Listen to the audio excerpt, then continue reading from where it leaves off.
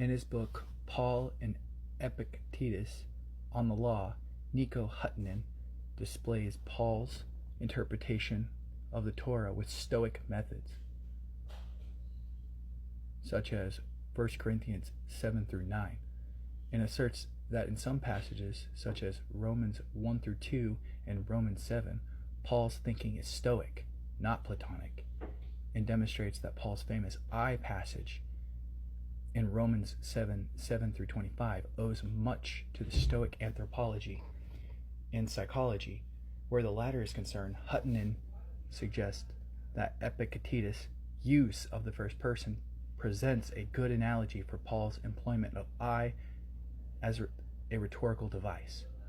In the preface to Young's literal translation of the Bible, he writes, King James translators were almost entirely unacquainted with the Hebrew mode of thinking and speaking, and admittedly the most profound Hebrew scholars in theory, though from undue timidity, never carried out in practice that the Hebrews, in referring to events which might be either past or future, were accustomed to act in the principle of transferring themselves mentally to the period and place of the events themselves, and were not content with coldly viewing them as those of a bygone and still coming time, hence the very frequent use of the present tense.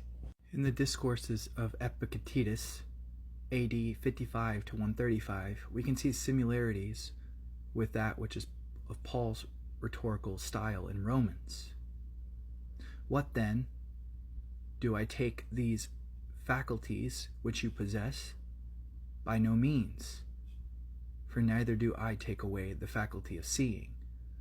But if you ask me what is good of man, I cannot mention to you anything else than it is certain disposition of will with respect to appearances. What then? Is freedom madness? Certainly not. For madness and freedom do not consist. But you say, I would have everything result just as I like, and in whatever way I like. You are mad. You are beside yourself. Do you not know that the freedom is noble and a valuable thing? What then? Is the nature of God flesh? Certainly not. In a state of land? By no means. What then? Am I such a man? Certainly not. And are you such a man as you can listen to the truth? I wish you were. But the other thing is something to study, how a man can rid his life in lamentation and groaning, and saying, Woe to me, and wretched man that I am, and to rid it from misfortune and disappointment, and to learn what death